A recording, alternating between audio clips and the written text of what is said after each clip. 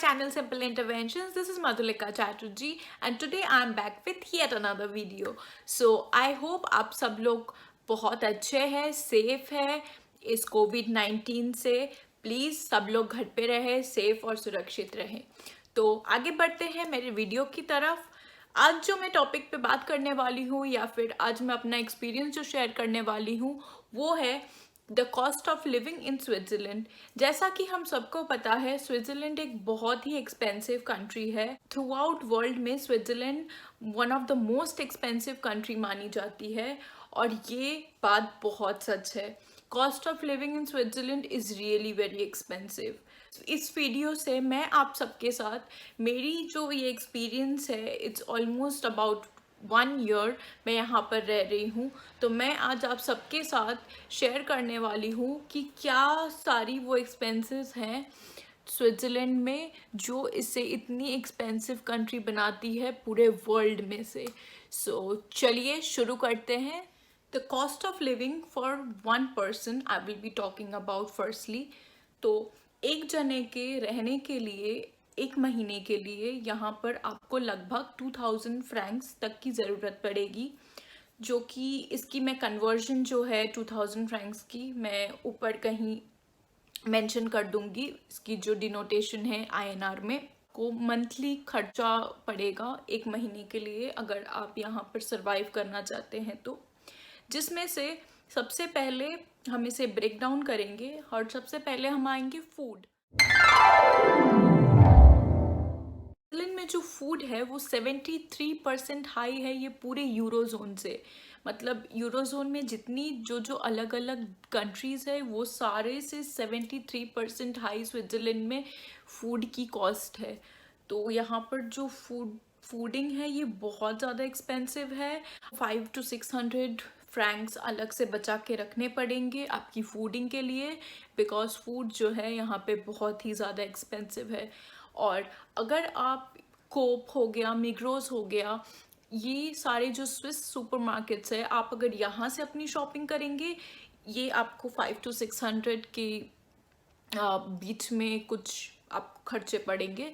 But अगर आपने ऑल्डी, little, ये सारे जो जर्मन सुपरमार्केट्स है यहाँ से अगर आप शॉपिंग करते हैं तो ये जो आपकी कॉस्टिंग है ये आपको 100 to 150 थोड़े फ्रैंक्स आपके बच जाएंगे, बिकॉज जो जर्मन सुपरमार्केट्स होते हैं वो काफ़ी चीप है स्विस सुपरमार्केट से.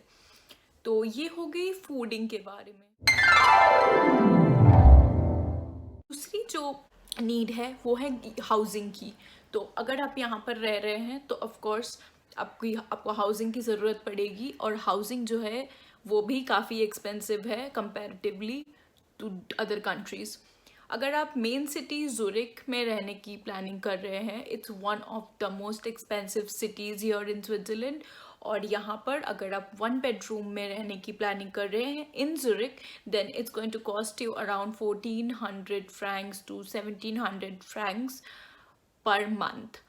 तो डिनोटेशंस जो है INR में वो मैं यहाँ पर आपको आप देख ही पा रहे होंगे, जो कि बहुत ज़्यादा हाई है. और अगर आप ज़ुरिक से थोड़ी सी दूरी पे रहना चाहेंगे तो आपको ये कॉस्ट करेगा अराउंड 600 to 1000 फ्रैंक्स के अंदर.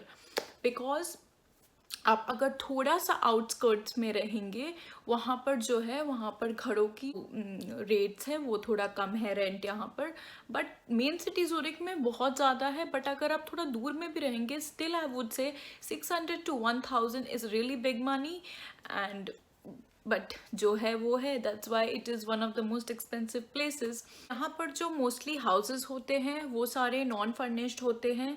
और अगर आपको फॉर एग्जांपल फर्निश्ड हाउस भी मिल गया तो उसकी कॉस्ट हमेशा थोड़ी ज़्यादा रहेगी, because you would need to pay for the furnitures also. Actually you would be renting the furnitures, तो आपको फर्नीचर्स के लिए एक्स्ट्रा पैसे देने पड़ेंगे. तो always if you are looking for a flat I would suggest आप थोड़ा सा आउटस्कर्ट में देखिए ज़ुरिक से, बिकॉज यहाँ पर जो है ट्रांसपोर्ट बहुत ही ज़्यादा वेल कनेक्टेड है. तो अगर आप थोड़े से दूर में भी रह रहे हैं फॉर एग्जांपल ज़ुरिक के, तो आपको इतनी दिक्कत नहीं होगी, बिकॉज इतनी अच्छी यहाँ पे ट्रेन सर्विसेज है, ट्रैम सर्विसेज है, बसेस है, तो आपको 15 to 20 मिनट्स या आपको कुछ ना कुछ कनेक्शन ज़रूर मिल जाएंगे आपके घरों के पास से to reach to your location. So if you are coming new here and you plan to live here, तो मैं आपको सजेस्ट करूँगी आप ज़ुरिक मेन सिटी में ना रहे, कि आप थोड़ी सी दूरी पे रहे, जिससे आपकी थोड़ी सी रेंट भी बच जाएगी और आप अच्छे से कनेक्ट भी कर पाओगे to the main city. So the third point is transportation. Zurich में और I should say throughout Switzerland में transportations बहुत अच्छे हैं. मतलब आपको हर एक जगह पे कनेक्शन मिलेगी ही मिलेगी. अगर आप ज़ुरिक से बेर्न जाना चाहते हैं, ज़ुरिक से लुसर्न से लॉज़ैन, आप जहाँ जाना चाहते हैं आपको कनेक्शंस मिलेगी. यहाँ पे ट्रेन्स की कनेक्शन बहुत ही ज़्यादा अच्छी है. तो आपको जो करना होगा वो है, आपको कुछ इस तरीके की एक पास बनानी पड़ेगी. This is called as the Swiss pass. ये कुछ इस तरीके की होती है.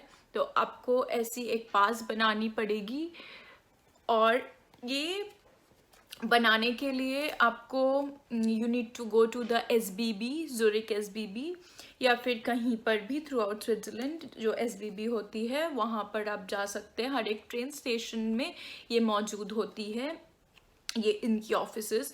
आप वहाँ पर जाए और ये कार्ड आप बना सकते हैं वहाँ जाके. और इसमें जो है आपको मंथली पैकेजेस टाइप होते हैं वो फिलअप करानी पड़ती है. तो जैसे दिस इज़ अ पास, जिस टाइप में इंडिया में मेट्रो के पासेस होते हैं या फिर दिल्ली में मेट्रो के पासेस होते हैं, उसी तरीके से ये यहाँ पे ट्रेन पास है. एंड ये जो पास है ये आप ऐसे भरा लेते हैं. तो this will be working for all the buses, all the trams, all the ferries, जो ships होती है, ferries होती है उसमें, and even in some gondolas. So इसमें अगर आपने फिल करा लिया, so ये इतनी सारी चीज़ों में ये आपके काम आएगी. और ट्रेन में तो ऑफ कोर्स ट्रेन में तो ये काम आएगी ही आएगी. So this kind of pass you need to make. And इसका जो मंथली खर्चा है जिसमें आप ट्रांसपोर्टेशन के लिए फिलअप कराएंगे, that is around 150 for one person, 150 Franks. इतनी आपको खर्चा पड़ेगा. बट इसमें जो बेस्ट पार्ट है, एक पास बनाने के बाद आप सब कुछ कवर कर सकते हैं with the help of this pass. So this is very important. को इसकी ज़रूरत पड़ेगी for the transportation, and the cost of transportation would be around 150 francs.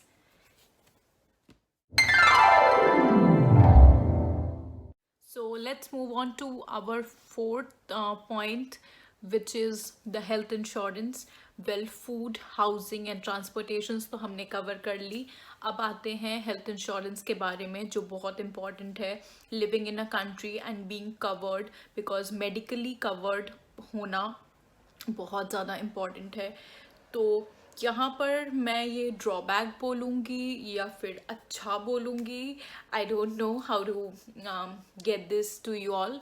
But Swiss में जो हेल्थ इंश्योरेंस है, या फिर हम जिसे मेडिकल इंश्योरेंस बोलते हैं, मेडिक्लेम बोलते हैं, मेडिकल इंश्योरेंस बोलते हैं, वो प्राइवेट है, कम्प्लीटली प्राइवेट है.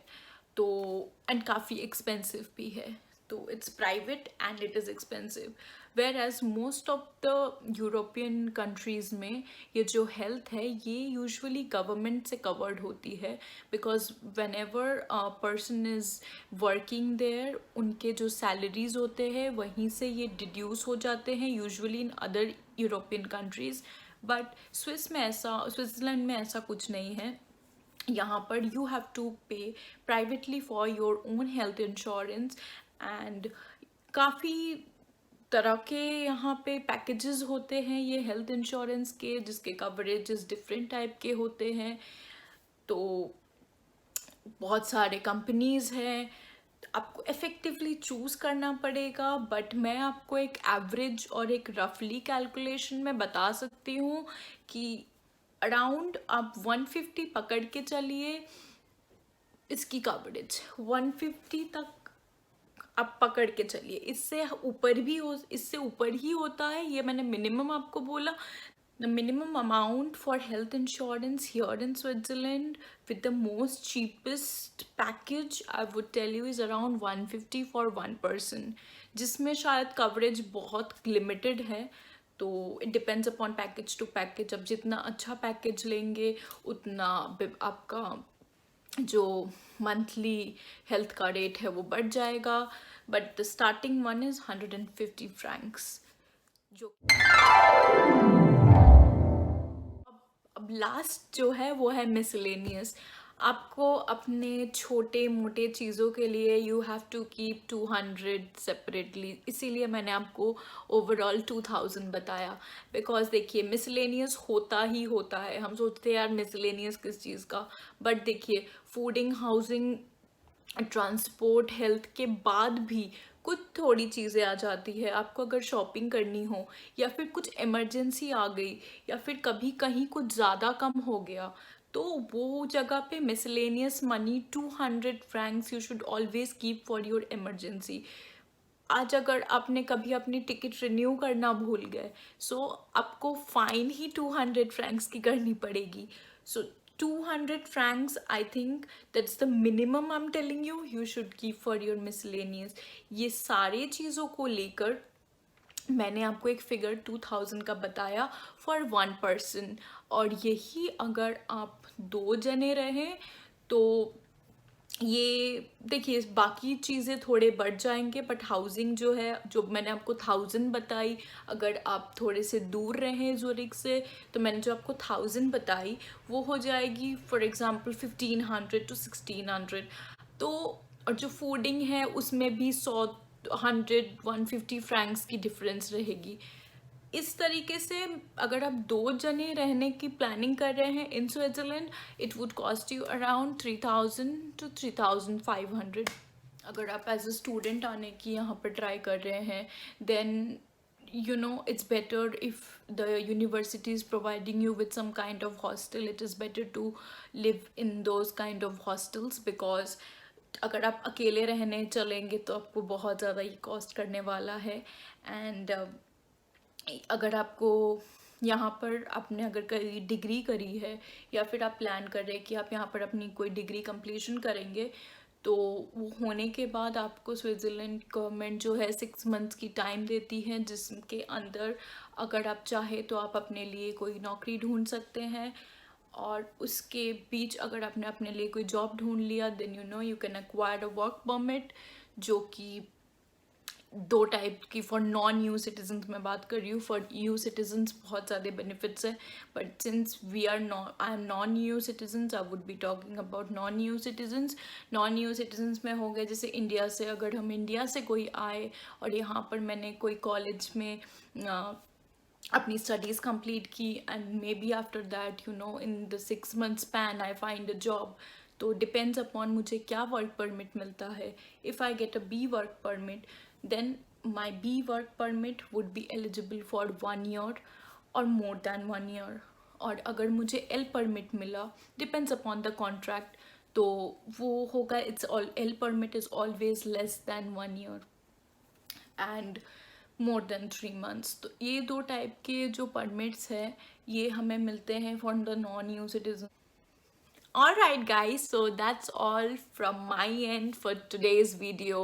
So I hope कि ये वीडियो आपको कहीं ना कहीं थोड़ी सी हेल्पफुल लगी।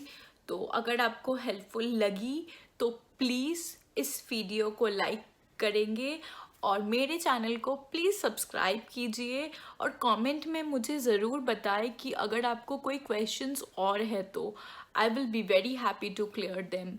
Alright then, thank you so much for watching my video. Bye, see you later.